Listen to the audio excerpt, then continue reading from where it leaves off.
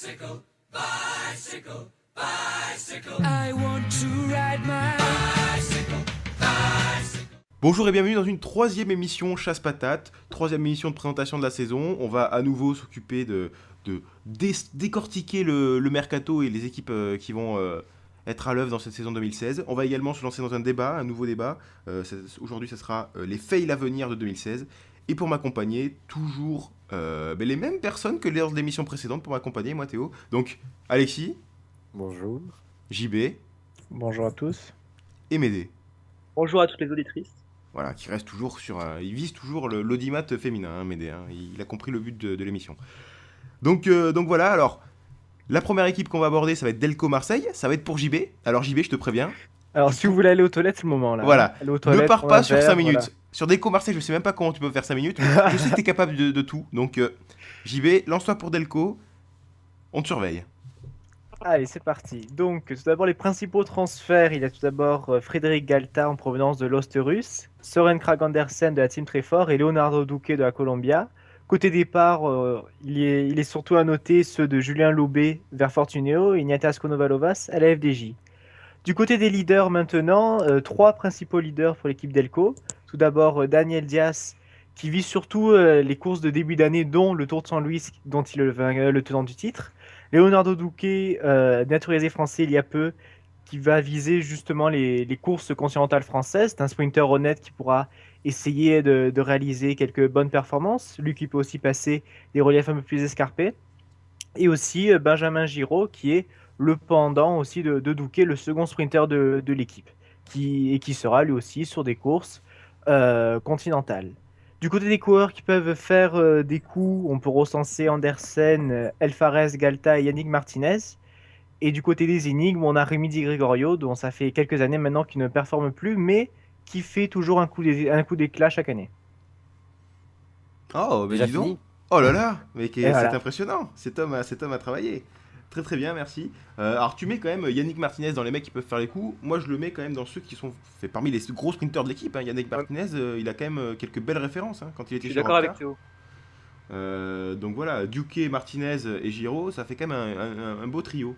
Et surtout, Martinez, il a des références, pas forcément avec Eurocar, mais surtout avec la Pomme Marseille, quand il en était le leader il y a 2 ans, il me semble, maintenant. Oui, oui. C'est un retour aux sources un peu pour lui. Mais c'est un sprinter qui est plutôt très régulier, donc ça peut être intéressant. Et concernant Daniel Diaz, t'as dit qu'il visait seulement les courses de début de saison. Non, mais j'ai pas dit ça. J'ai dit que ses principales performances, ou en tout cas ses principales performances les années précédentes, c'est sur les courses de début de saison. Ouais, effectivement, bah oui, puisque double vainqueur du Tour de San Luis.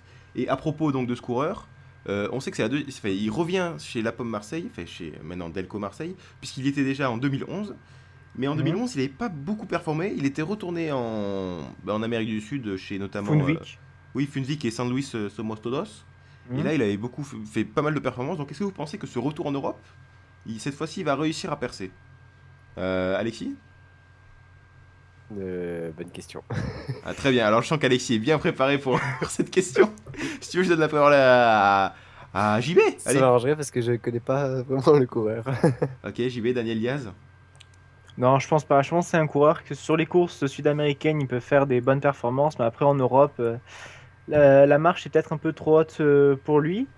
Après, peut-être qu'il va me faire mentir, hein, espérons-le pour l'équipe Delco, mais je pense pas, non. Moi, je pense que si, justement. Je pense qu'il arrivait peut-être à la Pomme Marseille un peu tôt, il était peut-être un peu jeune, là il a gagné en maturité, en expérience.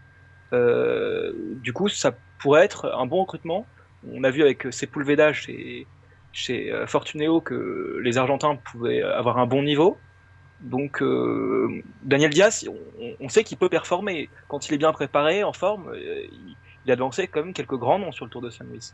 Donc je pense que si c'est quelques objectifs, il peut faire bien.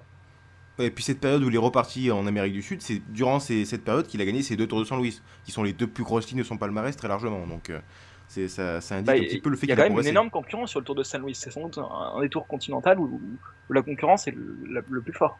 Ouais, Sur puis le les fois où papier. il gagne pas, il est quand même deuxième ou troisième, enfin il est pas loin quoi.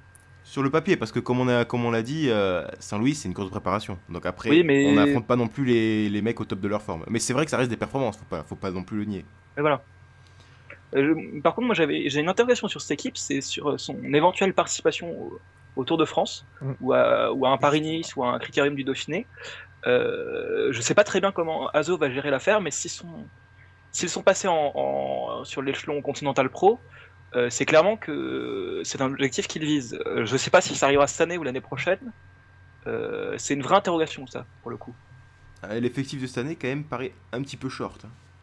Sur le Oui, papier, mais quand on même. en a vu que Azo aimait prendre des risques des fois en invitant, notamment ils avaient invité Bretagne Séché à une Ouais. époque où ils n'avaient pas encore des noms très ronflants. Ça, Euh, ça ferait 6 équipes françaises. Parce que si t'invites Delco, t'invites forcément Fortunéo, ça ferait 6 équipes françaises sur le tour. Ça serait oui, énorme, hein, oui, au niveau du mais nombre. quand tu vois il y a pas grand monde à côté sur l'échelon Continental Pro. Il doit y avoir 4 invitations Azo, Cofidis, Direct Energy et Fortunéo seront invités bien sûr. Le dernier Strapontin, il va se jouer entre plusieurs équipes. Pourquoi pas Delco? Il y aura Bora sans doute qui va être Oui, sans oui. doute leur plus sérieux concurrent, mais il y a pas grand monde en fait à l'échelon Continental Pro. Effectivement, oui, c'est pas faux. Je regarde la liste là, c'est vrai que Delco Marseille peut sortir du chapeau également. Eh bien, on va pouvoir passer à l'équipe suivante, tout simplement. On va penser à Dimension Data. Et donc, Médée, je te laisse continuer sur ta lancée, puisque c'est toi qui dois présenter cette équipe. Oui, donc la team Dimension Data for Kubeka, donc on assiste clairement à une nouvelle ère pour cette équipe. Il y a eu un changement de philosophie très clair à l'intersaison, concrétisé par l'arrivée du nouveau sponsor qui est Dimension Data, une équipe de services informatiques sud-africaine. Et cette arrivée du nouveau sponsor semble enterrer définitivement en quelque sorte le projet africain de l'équipe. Car s'il y a toujours une moitié des coureurs qui provient toujours de l'Afrique, c'est de loin la moitié la plus faible. Et le recrutement qui a été opéré à cette intersaison ne fait que le confirmer, puisque Dimension Data a des ambitions, et ces ambitions se sont concrétisées en un nom, celui du sprinter anglais Mark Cavendish. Il semble certes un peu sur le déclin, mais il fait encore tout de même largement partie du gratin du sprint mondial. Il arrive en tant que leader quasi unique de l'équipe, avec son train traditionnel. Je veux parler de Bernard Eissel et de Mark Renshaw, bien sûr. Et il va retrouver, par exemple, Edvald Boasson-Hagen, qu'il avait croisé chez Sky. On peut aussi noter d'ailleurs l'arrivée d'Igor Anton, qui vient ici pour se relancer, ou encore celle de Nathan Haas, Konstantin Tsutsu et Cameron Meyer, qui sont des équipiers assez solides du World Tour. Et donc ce recrutement ambitieux a permis à Dimension Data d'obtenir une licence World Tour, d'être la 18e équipe World Tour, et cette équipe ne va donc plus être dépendante des invitations des organisateurs. On la verra donc sur le Tour de France, mais elle va aussi courir pour la première fois le Giro. Enfin, côté départ, on recense ceux de Sciolek, Goss, mais surtout celui de Louis Menges. Et c'est notamment le départ de ce dernier qui met un terme aux ambitions peut-être africaines de l'équipe, puisque le jeune coureur sud-africain était de loin le coureur le plus talentueux de l'équipe en 2015. Ok, très bien, très bien. Même si quand même, ce changement de philosophie que tu décris, pour moi, il est intervenu dès l'année précédente avec les recrutements de Sciolek, de Farrar, de Hagen. Il y avait déjà eu un recrutement très européen et d'ailleurs assez impressionnant pour l'époque, d'ailleurs, pour une équipe Continental Pro. Finalement, c'est juste une confirmation, je pense, de cette philosophie. Oui, c'est vrai, mais le départ oui, c'est une confirmation, mais le départ de Louis Menges sonne le glas d'une ambition, c'était celle d'apporter un coureur sud-africain en tant que leader sur certaines courses World Tour, de le faire grandir, de le faire progresser. Bon, il reste peut-être toujours Kudus. Ouais. Et les Mais, Van Rensburg aussi, qui sont pas pardon mauvais. Ça Les Van Rensburg, les deux Sud-Africains. Oui, après, Reisenborg. Hein, ils ont déjà 26-27 ans, excuse-moi. il me semble. C'est des frères jumeaux. Ils ont. C'est plus non plus des jeunes premiers. Menges, il avait 23 ans. Eux, ils ont 26-27 ans, il me semble. Il y a Beran aussi, qui est pas mauvais en soi. Bon, après, Ouais, il a mais pas vraiment éclaté c'est pareil, il a 25-26 ans maintenant. Il a fait une super performance sur le Tour de Turquie il me semble que c'était en 2013. Depuis, il n'a pas vraiment progressé. Ouais, effectivement, effectivement. Bah oui, pas mal. Et moi, il y a un coureur que je veux souligner, c'est Sparagli, parce que moi, j'adore ce coureur déjà. Mais Sparagli, qui a quand même un petit peu la surprise générale gagné une étape de la dernière Volta. Est-ce que vous pensez qu'il peut se tailler un petit peu une part du gâteau, sachant que dans l'équipe, il y a quand même Cavendish en tant que sprinter. Quand on sait qu'il y a des mecs comme Hagen qui revient un petit peu sur les sprints, mais qu'il y a des mecs comme Boss ou Farrar qui sont toujours là, mais qui ont un petit peu disparu de la cartographie des sprints, est-ce que vous pensez que ça peut devenir le troisième homme ou même le second homme de l'équipe sur les arrivées massives?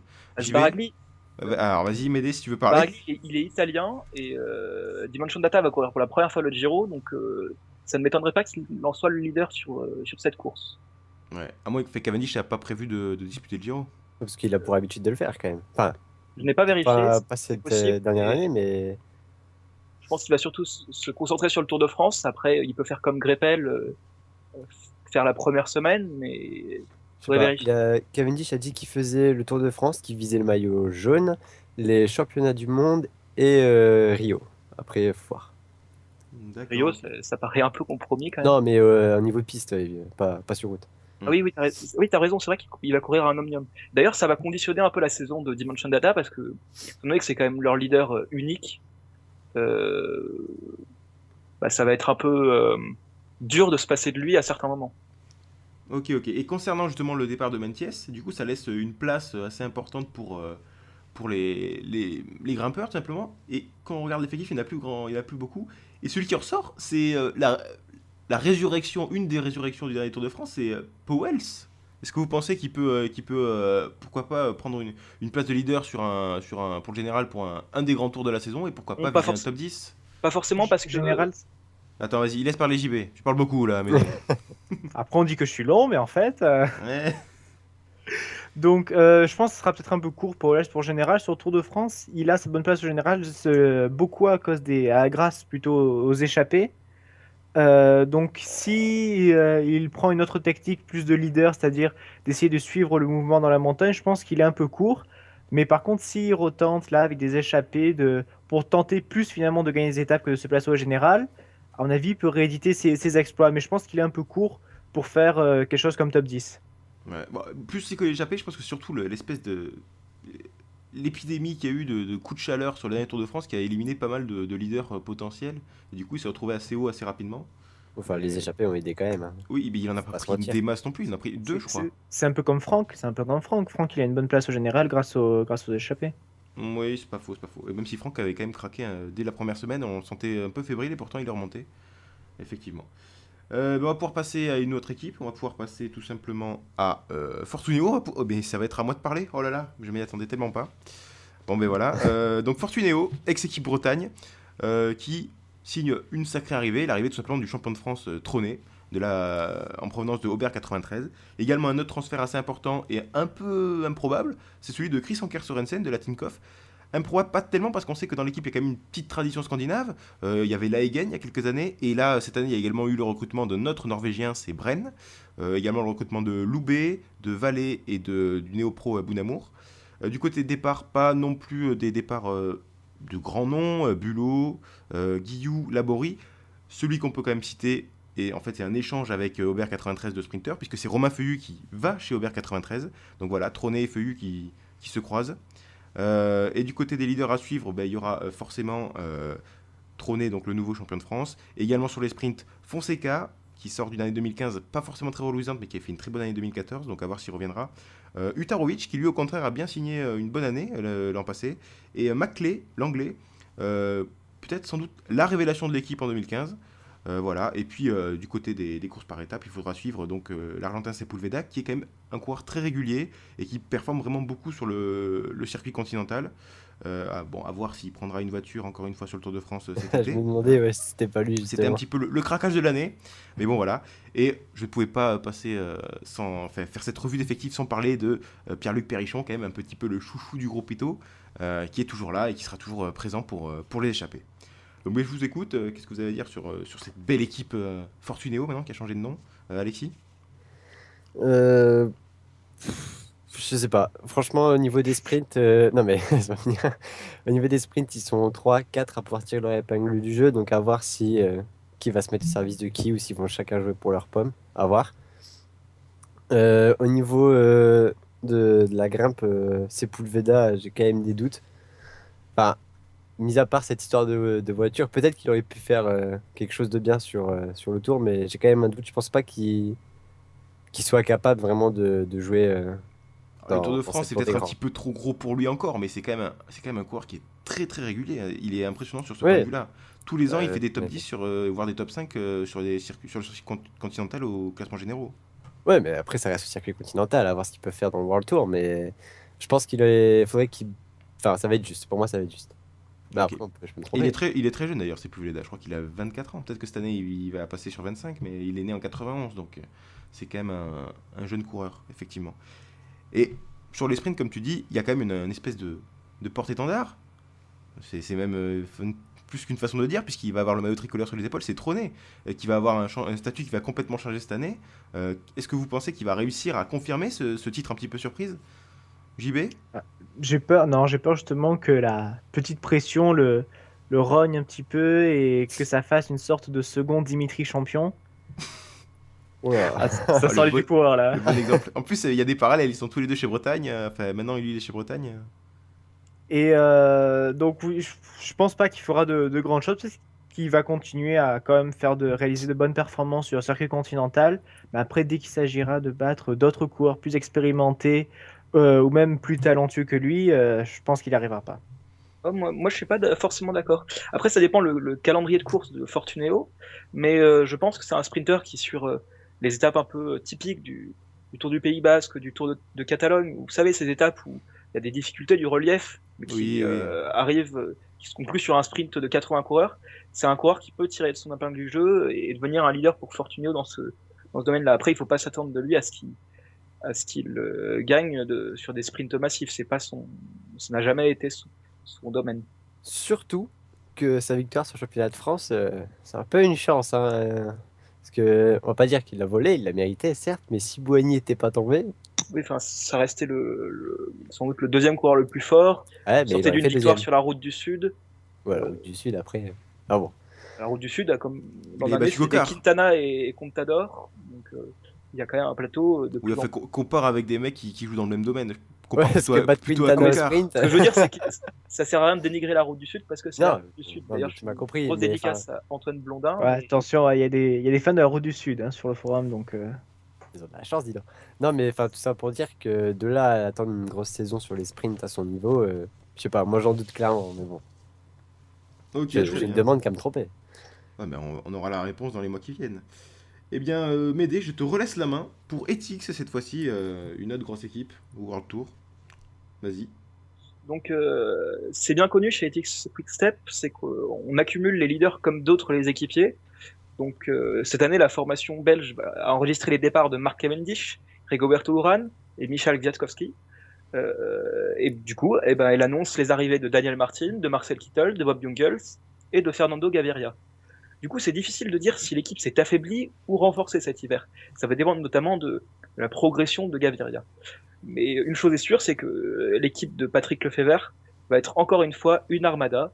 Je vais citer les leaders pêle-mêle, il y en a pas mal, j'en ai écouté au moins 12. Julien Alaphilippe, Tom Boonen, Fernando Gaviria, Bob Jungels, Marcel Kittel, Tony et Daniel Martin, Gianni Mersman, Zdenek Stibar, Niki Terpstra, Matteo Trentin et Stein Vandenberg. Voilà 12 coureurs qui, à mon avis, seraient leaders n'importe où ailleurs, mais qui s'entassent ici et qui font de la formation belge sans doute la formation la plus dense et compétitive du peloton. Donc les objectifs pour Ethics, ils sont toujours à peu près les mêmes. Les classiques, les Flandriennes évidemment, avec Boonen, Stibar et Vandenberg. Les Ardennaises ensuite, puisque le recrutement de Daniel Martin conjugué à l'explosion de Julien Alaphilippe l'an dernier font d'Ethics Quickstep une des grandes favorites de ces courses. Et enfin, comme d'habitude, le dernier objectif sera le Tour de France, où Patrick Lefebvre a l'habitude d'envoyer une armada. Et cette année, l'équipe sera tournée vers Marcel Kittel, qui a été recruté dans le but de cet objectif, qui a cet objectif depuis qu'il n'avait pas été sélectionné l'an dernier par la Giant Alpecin sur cette course, et qui espère en remporter plusieurs étapes. Reste à savoir si l'Allemand aura retrouvé son niveau. Oui, voilà, c'est vraiment la grosse inconnue parce que Kittel, ça fait partie des gros transferts du mercato, mais vu sa saison quasi blanche de l'an passé, c'est un Une petit peu victoire. le gros point d'interrogation en ce qui le concerne. Et d'ailleurs, si jamais l'état de forme il n'est pas revenu à son maximum, est-ce que tu as cité Gaviria en tant que leader? Alors, Oui. c'est un néo-pro. Alors, beaucoup d'espoir parce que l'année dernière, il a battu 2 fois Cavendish sur le Tour de Saint-Louis et même il a battu Greipel après quand il était Voilà, sur le Tour de au Grande-Bretagne. mois d'août, il me semble, un truc comme ça. Donc, est-ce que Gaviria peut vraiment être à la hauteur des ambitions qu'il a dès maintenant, dès cette année? Cette En faire année, cette année, de toute façon, la stratégie elle est claire, c'est qu'on va miser sur Kittel sur le Tour de France. Et Gaviria, il va faire son programme de néo-pro tranquillement, il va peut-être être leader sur la Vuelta. Ils vont lui laisser le temps d'éclore, mais ça va être un des leaders d'Ethics sur les sprints, et ils ont bien raison, vu ce qu'il a fait l'an dernier, à la manière d'un Caleb Ewan, c'est quelqu'un qui peut performer dès cette année. Ah, exactement, ouais. J'allais le comparer justement à Caleb Ewan parce que je pense tout le monde a les mêmes attentes sur lui que sur Caleb Ewan. J'ai l'impression que tout le monde Après- pense que Gaviria, ben, c'est signé, c'est un futur crack et il va performer dès sa première année. Il y a une inconnue sur Gaviria, c'est que il va peut-être disputer les Jeux Olympiques en omnium, et ça pourrait changer un peu son programme, faire qu'il sera moins concentré sur la route. Je sais pas qu'est-ce qu'il a négocié avec Ethics sur une éventuelle participation, mais ça pourrait chambouler un peu les programmes. Ouais, effectivement. Et est-ce que tu as parlé de Trentin? Parce que ça fait aussi partie des Oui, coureurs oui, à j'en ai parlé surveiller. de Trentin. Ah, très bien. Oui, justement, enfin, on parle quand même là d'un coureur qui a gagné Paris Tour l'an dernier, qui a 2 étapes du Tour de France à son palmarès. C'est un leader c'est quelqu'un qui serait leader n'importe où ailleurs. Simplement, là, sur un Tour de France, par exemple, c'est généralement le 7e ou 8e coureur dans la hiérarchie. Et ça montre bien le niveau de l'équipe Ethics Quick-Step. Ouais, ouais. Alexis, je vais t'interpeller là, prépare-toi. Oui, je t'écoute. Parce que il y a eu le départ de Uran au Mercato du côté de Ethics. Du coup, l'équipe qui semblait un petit peu plus s'orienter vers les courses par étapes ces dernières années, un petit peu à l'encontre de sa tradition, disons, et ben là, elle a un peu régressé parce qu'il n'y a plus grand monde, il n'y a plus que Daniel Martin qui peut vraiment jouer le général sur un des 3 grands tours. Est-ce que tu vois Daniel Martin endosser ce maillot de leader, en fait, ce rôle en tout cas, sur un des grands tours de la saison? Pourquoi pas, mais sur le Tour d'Espagne alors. Parce que finalement, Non, ce serait là- plutôt sur le Giro, peut-être. je sais pas, je pense pas. Le Giro, il a pas fait mieux que 33e. Oui, mais Le l'an Tour, dernier, il a abandonné. il le démarre l'an dernier en tant que leader, et il chute sur le premier contre-la-montre par équipe avec la moitié de l'équipe Garmin. Mais C'est- est-ce que c'est un vrai grimpeur? Enfin, moi, dans ma tête, Pour moi, Dan non. Martin, ça a été un puncher. D'ailleurs, on le voit à son profil physique, il est quand même assez costaud. Mais c'est un très bon puncher qui se débrouille en montagne. Mais je pense pas qu'il a les qualités nécessaires pour Ah être oui. vraiment Non, mais un c'est mec pas qui va forcément- jouer les premières places en général. Même le top 5, il va jouer entre la 5e et la 10e, quel que soit le grand tour qu'il fera. Oui, voire 10 et 15. C'est pour ça que la Volta, ça lui convient bien, parce que le plateau en général est moins relevé, les cols ils correspondent un peu plus à ce qu'il est capable de faire, qu'on peut le voir avec Rodriguez, qui est un bon puncher et un très bon grimpeur, mais là il faut plus explosivité, voilà. Mais après, sur le Tour d'Italie, j'ai quand même un doute. Enfin, pourquoi pas, il y a tenté l'année dernière, pourquoi pas essayer. Mais en tout cas, sur le Tour, c'est sûr que, enfin, il n'aurait pas sa place dans le top 10. Théo, tu as raison, c'est sans doute pas un vrai grimpeur. Le problème, c'est que il sera peut-être considéré comme tel dans l'équipe Ethics Quick-Step par ses directeurs sportifs, qui vont l'aligner peut-être en tant que leader. Le Tour de France, il va être réservé pour Marcel Kittel. C'est pour ça que je parle du Giro, parce que c'est un objectif qui pourrait se faire dans la continuité des Ardennaises. Et attendre la Volta serait peut-être un peu long.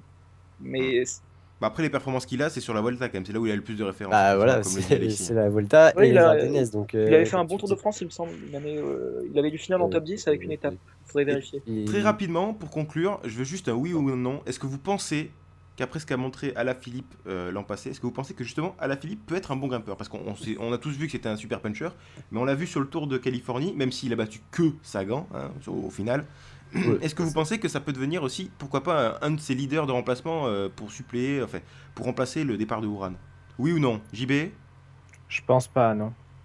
Alexis? S'il bosse là-dessus, pourquoi pas. Le fera-t-il? Et Médée? Non, c'est un non clair et net. Il est plus sprinter puncher que puncher grimpeur. Très bien, très bien. Et bien, pour enchaîner avec l'équipe Movistar, donc je laisse la parole à Alexis. Oula. On a l'impression que dès que je te donne la parole, tu es surpris, Alexis. Non, c'est bon. Donc, au niveau des départs de la Movistar, on voit le départ de John Gadret, qui, de toute façon, faisait plus grand-chose ces dernières saisons. Igor Anton, qui est parti à Dimension Data pour essayer de se relancer, ce qui veut bien dire ce que ça veut dire. Eros Capecchi et Benat Inchosti, qui avait gagné une étape de la Vuelta l'année dernière. Si je me trompe. Non, du Tour d'Italie, voilà. Di Giro. On Giro. avait parlé d'ailleurs avec Reichenbach qui était derrière. Il avait sucé la roue de Reichenbach pendant toute l'ascension. C'est ça, Oui, il court à la Movistar. Il avait gagné, il était dans le top 10, je crois, du dernier Giro. Non, c'était il y a 2 ans, je crois qu'il était dans le Ah, top c'était il y a 10. 2 ans, voilà. Il y a 2 ans, il a fait 8e du Tour d'Italie, voilà. Et depuis, il a fait 6e de la Romandie, 4e du Dauphiné. Enfin, vraiment, c'était un très très bon grimpeur pour moi. Donc, petit bémol pour la Movistar de l'avoir perdu. Bon, il se rattrape puisqu'ils font signer Bettencourt. Enfin, il se rattrape à voir si Bettencourt fréquentera toujours autant les McDo. Pedrero, Arcas, Oliveira et Moreno. Donc c'est surtout Moreno et Bettencourt qui sont les gros noms qui ont signé cette année à la Movistar. Quoique Oliveira est pas trop mauvais, il pourrait servir des bons équipiers pour Quintana sur le tour. Ok, très bien. Très bien, il n'y a pas de souci. Ouais, effectivement, le gros pari Bettencourt, qui après avoir passé 2 ans à rien faire à H2R, enfin 2 ans, un an et 8 mois, disons. Il a quand même gagné Paris-Nice. Oui, bah voilà, c'est pour ça que je c'est pas dis, rien. c'est une fois qu'il a gagné ce Paris-Nice, derrière, ça a été relax, hein.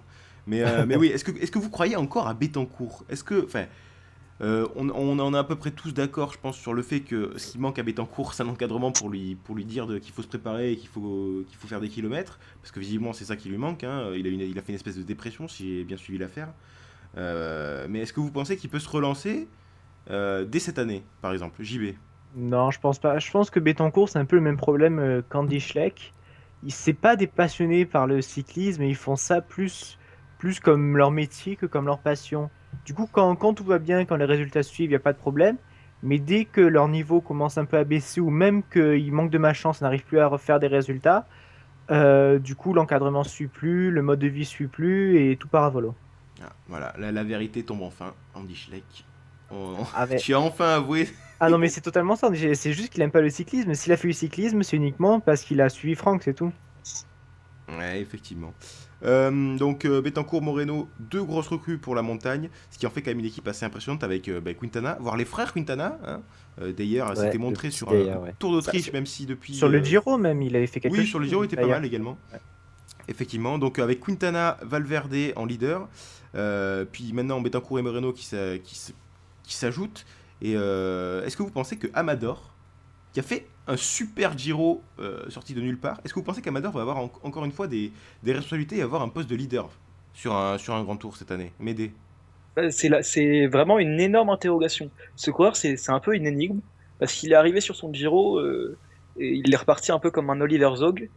Euh, Oui, sauf que lui, il l'a fait sur 3 semaines, pas sur un jour. Oui, quand même. je vois ce que tu veux dire. Simplement, c'est un Giro dont on peut se demander si le niveau était très relevé quand on voit quelqu'un comme Geniez ou quelqu'un comme Kreuzweig dans le top 10. Euh, Est-ce que c'est une vraie performance? Est-ce est-ce que c'est un coureur qui avait été sous-estimé par son encadrement? Je ne sais pas. Franchement, je demande à voir. Je ne m'engagerai pas sur un pronostic sur Amador. D'ailleurs, sur ce Giro, Bettencourt fait 20e quand même. Donc, pour Amador, je pense qu'il va quand même avoir ses responsabilités, mais qu'ils vont peut-être l'allier à Bettencourt pour lui donner une seconde chance. Moi, ça me paraît. Enfin, je pense que ça pourrait arriver sur la Vuelta si jamais Valverde fait le Giro comme il le laisse penser ou quelque chose. Enfin, je Et pense pour qu'il te- pourra avoir une place de leader, mais avec Bettencourt à côté. Et pour te répondre, Médée, pas Moreno, Amador est arrivé sur le Giro avec un statut, disons, de coureur protégé. Puisque lors des premières étapes, il y a Injusti qui était sur le papier, qui sortait d'un top 10 l'an passé, qui était donc le leader de l'équipe sur le papier, a pris une bordure, enfin il a été complètement largué. Et Amador a été le seul de l'équipe à rester dans le peloton des leaders. Donc comme quoi il abordait quand même le Giro avec un statut un peu privilégié. Donc je pense qu'il a quand même surpassé les objectifs de base qu'il avait, mais voilà, il partait pas non plus en tant que pur équipier qui s'est complètement révélé, effectivement. Ah non, mais je pense que l'encadrement de la Movistar était pertinemment au courant des qualités de grimpeur d'Amador, mais d'ailleurs, il avait déjà gagné une étape du Giro en solitaire. Simplement, je pense que ça a été une surprise pour eux comme pour les observateurs. Oui, oui, non, bah oui, ça c'est clair et net. Et un mec comme Ruben Fernandez, du coup, il va avoir du mal à se faire une place, hein. Je dis ça. Bon, Bah, il y a toujours des courses conti, et puis c'est le ça. calendrier de Quintana et de Valverde se chevauche souvent, Oui, pas faux. donc il y a de la place. Ouais, pareil pour les frères Izaguirre, et puis donc ça fait partie aussi de ces coureurs qui vont devoir se faire une place sur les courses un petit peu moins huppées peut-être, ouais. Après, voilà, les coureurs comme Izagirre, voire même peut-être Fernandez, des coureurs qui pourront aussi avoir un bon de sortie, même quand leurs leaders Quintana ou Valverde seront là. qui pour avoir chez une mission, comme par exemple de essayer de dynamiter le peloton, ils peuvent tenter de partir et de chercher une étape. Ouais. Donc ils seront pas obligatoirement à l'arminer pour leur leader. Ouais, effectivement. Et à noter que, côté sprinter, il y a toujours les collectionneurs de places d'honneur, Lobato et Roras qui sont là. Ils n'ont pas bougé. Ouais, le Eh bateau, ben- c'est un gagnant quand même. Hein. Il en gagne quelques-unes chaque année. Lobato Oui. Oui, il en gagne plus qu'Horas. Plus C'est pas que très Roras, compliqué. ouais. C'est pas Et très Roras compliqué. avait gagné l'an dernier. Il avait gagné la première étape du Tour du Qatar. Non mais voilà, c'est fait comparé au nombre de places d'honneur qu'il fait, c'est quand même assez impressionnant. Lobato est peut-être moins sur ce profil, mais il en collectionne quand même pas mal, hein, faut bien l'avouer. On va pouvoir passer à la dernière équipe de l'émission, c'est l'équipe Lotto Soudal. Et une nouvelle fois, je te redonne la parole, Médée. Donc, ce qu'on peut dire, c'est que la saison 2015 de l'équipe Lotto Soudal a été vraiment phénoménale. L'objectif pour l'équipe, c'était là cette année, c'est de parvenir à la reproduire, parce qu'avec grosso modo la même équipe que l'an passé. Cette équipe, elle est articulée autour d'André Greppel, bien sûr, qui va participer cette année au Giro, sans doute pour se diriger une nouvelle fois sur le Tour de France, comme suivant le même schéma de course qui avait très bien marché l'an passé. L'autre leader de l'équipe, c'est le Français Tony Galopin, qui sera sans aucun doute le leader sur les classiques ardennaises, avec un doute sur sa participation aux Flandriennes. Il sera sans doute aussi le leader sur le Tour de France, ainsi peut-être que sur des tours d'une semaine. En effet, l'an dernier, le Français s'était d'une certaine manière révélé, puisqu'il était resté dans le top 10 du général pendant 2 semaines, et il avait d'une certaine manière déjoué pas mal d'interrogations sur sa capacité à jouer de manière plus régulière sur les classements généraux des courses d'une semaine. Pour les classements généraux des grands tours, ça va être une autre paire de manches, mais il y a de quoi faire. Il a du potentiel dans ce domaine, en tout cas, même s'il a déjà 27-28 ans. En tout cas, la formation belge va s'appuyer sur ces deux leaders, mais aussi, encore une fois, sur ses leaders belges, à savoir le jeune espoir belge Thijs Benoot, qui a fait des débuts fracassants au World Tour l'an dernier, mais aussi sur ses deux sprinters belges, Chris Bokmans, si celui-ci s'est remis de sa grave chute sur la Vuelta l'an passé, et Jens Debusschere, sur Jürgen Rolands aussi, et enfin sur Timo Wellens, qui est quand même le vainqueur du GP de Montréal l'an dernier et qui est double tenant du titre sur l'Eneco Tour. Enfin, au rayon des transferts, pas grand-chose à signaler, à part le recrutement de Raphaël Valls pour remplacer numériquement Jürgen van den Broek. On a donc là une équipe qui est talentueuse, mais qui avait eu beaucoup de réussite l'an passé, et donc confirmer sera dur, mais c'est à la portée de cet effectif. Ok, ouais, Valls quand même, même s'il remplace Van Den Broek a quand même plus de palmarès que Valls, même si Valls ces dernières années, c'est le retour inattendu. On sait pas, il avait disparu. C'est juste en 2015 qu'il a signé son retour, notamment sur le Tour d'Oman, et c'est là qu'on s'est rendu compte que... Oui, mais derrière, même après le tournoi, même si ça se voit pas sur les classements, on l'a quand même vu sur des fins de course être actif et tout, des choses qu'on ne l'avait jamais vu faire. Oui, bien sûr, c'est juste que jusqu'au Tour de Monde de l'an dernier, il était invisible. On savait même plus très bien s'il était encore coureur cycliste. Et c'est vraiment ce Tour d'Oman qu'il a révélé aux yeux du peloton. Ouais. Et il y a un coureur que t'as pas cité, c'est Van Endert, Gel, hein, bien entendu, pas le frère, mais Gel Van Endert, quid de ce puncher qui était capable de faire des campagnes de classique ardennaise hyper régulières et très performantes, mais qui est capable aussi de complètement se trouver. Quid de Van Endert, JB? C'est un des coureurs ultra irréguliers, comme tu dis, capable d'accompagner Gilbert dans ses grandes années sur les Ardennaises et même de faire un bon Tour de France où dans certaines éditions il pouvait viser le maillot à pois. Mais là, ces derniers temps, il fait plus grand chose, il est plus que l'ombre de lui-même. Il arrive à réaliser des bons coups sur des courses de temps en temps, mais je pense qu'on est plus proche de la fin que du début pour lui. Ouais, et puis c'est un coureur qui a eu énormément de problèmes physiques. D'ailleurs, c'est pour ça qu'il a éclaté au grand jour si tardivement, entre guillemets, parce qu'il avait des problèmes physiques, beaucoup de blessures qui s'enchaînaient. Pardon. Donc ça peut expliquer aussi le fait qu'on le voit plus trop ces dernières années. Peut-être qu'elles sont revenues, ces blessures, après tout. On n'en sait rien, mais bon. Enfin, ces résultats sur les Ardennaises ont été moins bons seulement cette année, en fait, en 2015. Parce que, mis à part la 2015, ça s'est bien passé. En fait, il est un peu comme Van Den Broek, c'est une année sur deux. Effectivement. Van den Broek, ça fait 2 années, je crois, quand même, hein, d'affilée. Ouais, il commence à... Ouais, c'est baisser, je crois. le début de la fin, effectivement.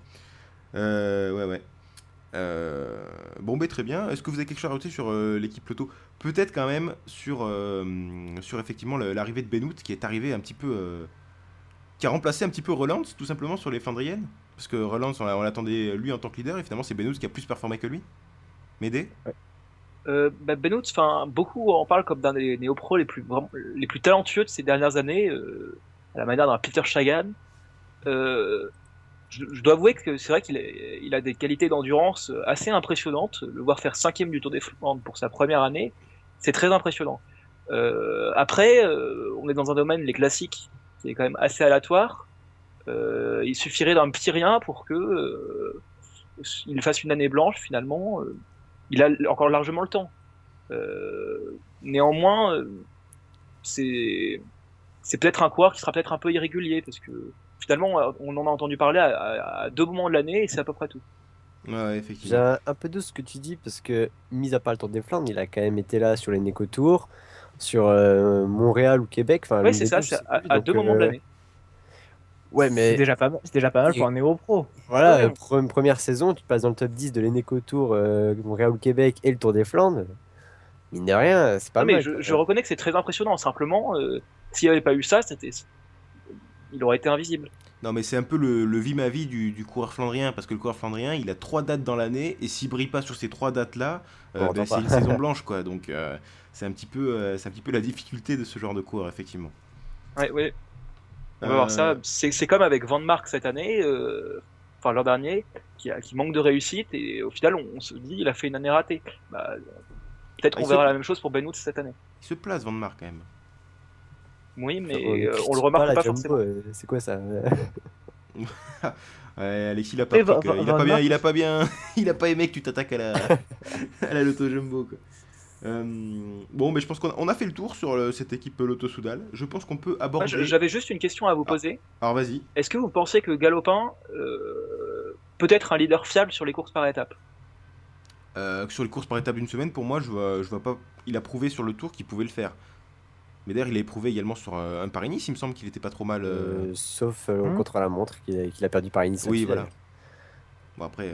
Alors Enfin, que sa Galopin, porte, c'était prévisible qui. certes, ouais. Oui, mais il effectivement. avait bien dégringolé au classement quand même. Il avait dû passer à la 5e ou 6e place. Ouais, il a tout Euh, perdu. Bah, c'est le propre du Paris-Nice qui se joue à quelques secondes. Donc dès que tu perds 30 secondes sur une étape, tu dégringoles assez rapidement au classement, c'est clair et net. Mais sur les courses d'une semaine, moi Galopin, je le vois effectivement pourquoi pas briller. Après, sur 3 semaines, j'ai du mal à voir comment il peut à la fois être un classic man très performant et aussi un coureur de grand tour. C'est des profils qu'on voit plus. Valverde est un classic man et un coureur de grand tour Ouais, à la mais fois. ouais, mais Valverde, lui, c'est un classic man dans le truc le plus pur qui ça, parce que c'est aussi un mec qui se débrouille sur les pavés. Valverde, c'est juste que c'est un énorme puncher, grimpeur, et que du coup, comme c'est un truc de classique. On est des d'accord que Ardennes- Galopin n'a pas le talent de Valverde, ça on est d'accord. Oui, oui, c'est C'est un sûr. coureur Oui. qui est beaucoup plus laborieux. Oui, enfin, oui. Qui a le talent de Valverde aussi? C'est Ce voilà, mec, tu compares, oui. Tu compares, je sais pas. Cheikh Diabaté appelé, forcément, il aura beau travailler tout ce qu'il veut, Cheikh Diabaté, voilà. Il aura jamais le palmarès de. Bref. Je ne tomberai pas dans ce troll. Ok.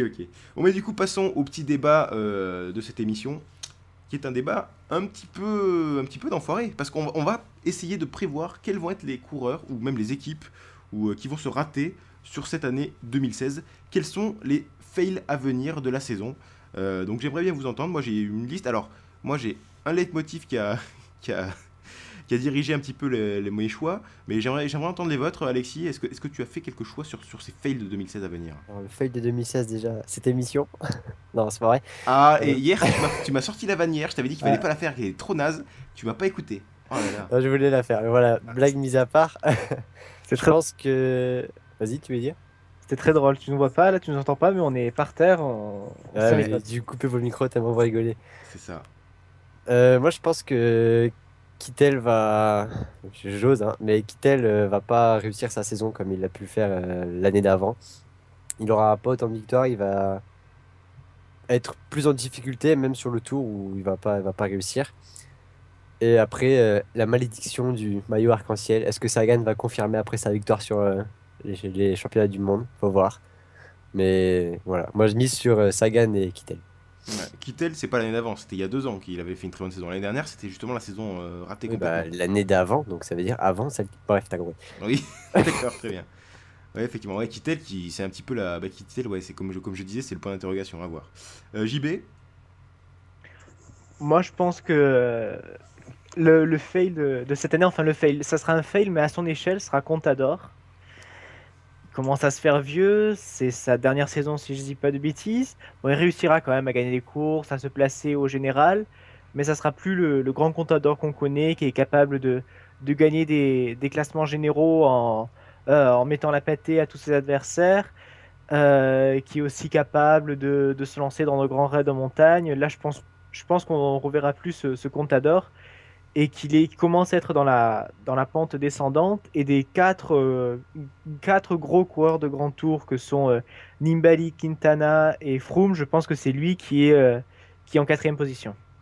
Ouais, le Contador qui se lance dans des raids en montagne extraordinaires, je pense qu'on le voit plus depuis quelques saisons maintenant. Il est beaucoup plus dans le contrôle. Quelques saisons. Bah, Deux, j'ai l'impression que voire si tu deux. décris un petit peu, en fait, tu décris ce qu'on voit plus, c'est-à-dire Ah non, que. moi je suis pas d'accord. Sur le dernier Tour de France, il a tenté, simplement il avait pas les moyens physiques de le réaliser. Non, mais Mais oui, au moins, après, il tente quand il est largué, mais ça, il l'a toujours fait. Mais Ouais. comme tu dis, je pense que. Enfin, JB décrivait en fait le Contador qui se lançait dans des raids et qui mettait la pâtée à ses alliés, à ses Et adversaires. s'il n'avait pas eu pour objectif de faire le Tour de France, tu l'aurais peut-être vu ce Contador là sur le Giro parce que c'est son tempérament. Euh, Simplement là, il était dans la gestion, dans l'économie. Il avait vraiment cet objectif de doubler qui est un objectif louable et très très dur à réaliser. Je crois qu'on mesure pas assez à quel point c'est difficile et à quel point ça lui a coûté pour le Tour de France. Oui, ouais, moi je pense qu'on verra pas avant très très très longtemps un coureur doubler Giro Tour, hein. Je pense que c'est quasiment impossible dans l'état actuel du cyclisme où il y a autant de préparation et c'est tellement professionnalisé que ça me paraît assez illusoire comme objectif, hein. Mais Je vois bon, bien après, il Quintana a le tenté, faire. mais Quand même. ah, Je vois Quintana, pourquoi. Je il, vois il- bien. Quintana, il faudrait des tracés qui soient vraiment mais montagneux de chez montagneux sur le Giro et sur le Tour pour qu'à la rigueur on puisse le voir. Et puis même.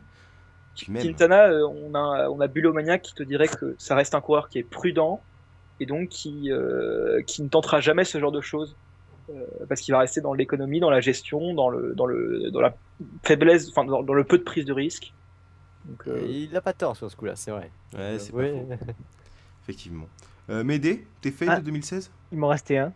Ah pardon, bah vas-y JB alors qu'on termine, excuse-moi. Donc c'est Danny Van Poppel qui a choisi de partir à la Sky, donc de la Trek à la Sky. Et je pense que c'est un choix peu judicieux, car il était en train justement d'exploser à la Trek et même de devenir un sprinter qui passait les vallons et les reliefs un peu plus escarpés. Et là, à la Sky, il va se retrouver un peu dans un rôle plutôt bâtard, où il aura sa carte à jouer sur certaines courses, mais aussi équipier sur les plus grosses échéances. Donc je pense que ça sera un des transferts qui s'avérera les moins judicieux. je suis d'accord. Eh ben dis donc, c'est-à-dire que dès qu'il y a un mec qui quitte Trek, toi tu Ouais, décides c'est un de... fail. Évidemment, C'est évidemment. ça. Vous allez voir là, la prochaine émission, ça a taillé. Très bien, très bien. Mais en même temps, il va chez Sky, il y a qui chez Sky pour... Enfin, ici, Il y a pour Viviani. rester leader. Il y a que Viviani. Viviani, voilà, c'est le Oui, seul mais sprinter. Viviani, il est quand même meilleur il est bien meilleur que Van Poppel dans l'état actuel des choses. Mais Viviani Donc, fait le Giro, donc Popel ça lui laisse quand même le Tour et la Volta pour lui... Le pour tour, s'exprimer. il aura Ah, le personne. tour, Hein, oui, sur voilà, les il- sprints. Ah, et après le Tour, oui, c'est sûr. Mais bon, Le il Tour, aura un c'est bouclé pour équipier. ça. Ah, il y a Swift aussi. Pourquoi pas. Ouais, Swift. Et Ra aussi, Luke Ra, ton chouchou. Oui, Mais c'est- j'ai enterré ce coureur depuis bien longtemps dans mes espoirs, même si je me suis accroché pendant longtemps, mais là... Et Paris-Roubaix l'an dernier, il je fait fais- une bonne Oui, mais place, oui. hein. Paris-Roubaix, oui, il était pas mal, ouais, effectivement. Éclosion tardive, peut-être. Médée, t'es fail de 2016? Alors déjà, il y en a un qui est tout disposé à failer, c'est François Bidard de AG2R. Voilà. Je tenais à le faire remarquer. Donc sinon, moi j'ai trouvé 4 coureurs qui, je pense, se trompent un peu dans ce qu'ils vont faire. D'abord Richie Porte, qui pense toujours qu'il est un coureur qui peut faire un grand tour. Je pense que son transfert chez la BMC, le rôle de leader qu'il devrait avoir sur un des grands tours, montrera qu'il n'est pas fait pour ça. Ensuite, je pense à Fabio Aru. Je pense que la confirmation sur le Tour de France va être très difficile parce que j'ai l'impression que on ne le voit plus haut qu'il n'est.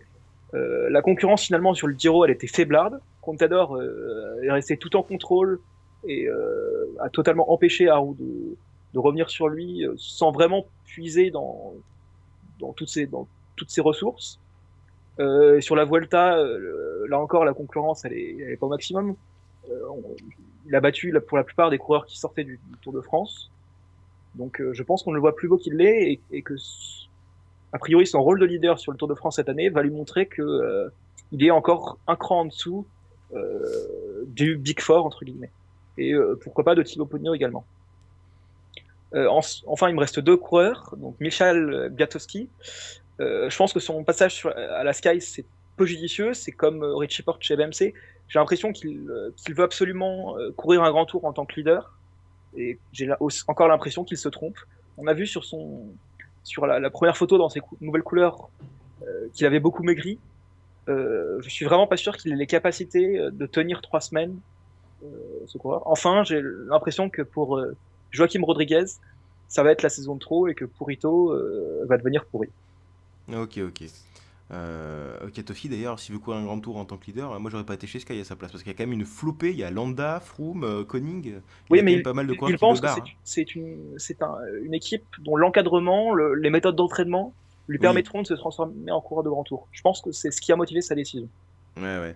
Et puis après, tes fails quand même, il faut garder. Il y a une notion de fail là, on est dans des fails entre guillemets.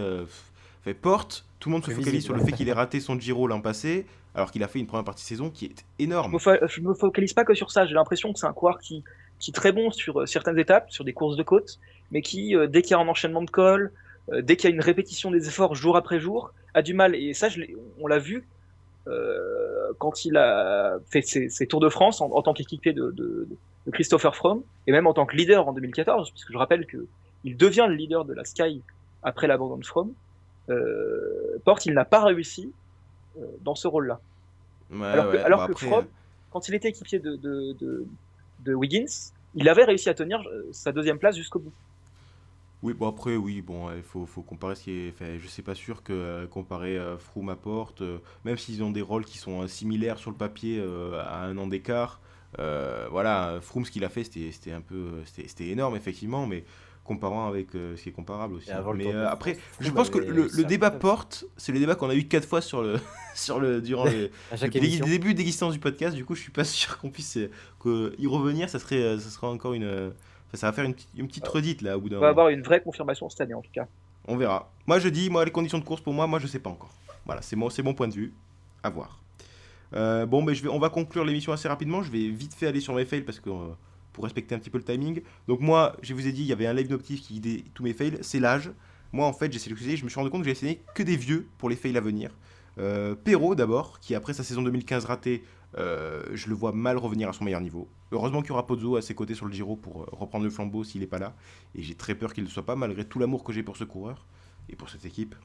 Et également Bounen, qui après avoir chuté sur Paris-Nice en 2015, avait raté sa campagne de Flandrienne, logiquement, il n'avait pas participé. Et bien là, je suis pas sûr non plus que lui il arrive à revenir à son meilleur niveau, étant donné l'âge aussi avance. Et enfin, comme toi Médé, Rodriguez, au bout d'un moment ça va craquer, au bout d'un moment il n'arrivera pas à enchaîner autant de courses, au bout d'un moment il n'arrivera pas à performer comme il le fait depuis ces dernières années, peut-être cette année, là encore, point d'interrogation, à voir. Voilà, est-ce que quelqu'un veut réagir sur mes judicieux choix? Alors déjà c'est Bonnen, pas Boonen. Hein. Et moi j'ai toujours dit Bounen, ouais, je suis désolé parce que... Boonen ça fait genre nom de marque de pâté. Genre marque de pâté, c'est vachement précis comme comparaison. Ok. Mais à part sur mes prononciations de nom, est-ce que vous avez quelque chose à rajouter? Ah oui, ça paraît plutôt logique ce que tu dis. Hein. Ces coureurs-là, c'est des coureurs de la génération précédente et qui sont sur la phase descendante. Et au bout d'un moment, de toute façon, ça va bien, ils vont bien finir. Et... Est-ce que tu es en train de dire que je suis un peu comme Quintana, que je prends pas de risque dans mes fails? Non, pas du tout, pas du tout. Exactement. Tu attaques en dernière semaine, c'est tout. Ok, exactement, ouais, très bien. D'accord. Bon, eh bien, je pense qu'on a fait le tour. Il est temps de se dire au revoir et de se donner Le rendez-vous. tour, c'est en juillet, on l'a pas encore fait. Oh là là, Voilà, oui, je cherchais ma vraiment blague, vous l'avez. c'est le moment de conclure, effectivement. Donc, qu'on se donne rendez-vous pour la dernière émission de présentation de la saison, les dernières équipes à décrire, le dernier petit débat à avoir. On se donne donc rendez-vous dans quelques jours. Ciao les gars, à la prochaine. Salut à À tous les plus. auditrices. Au revoir.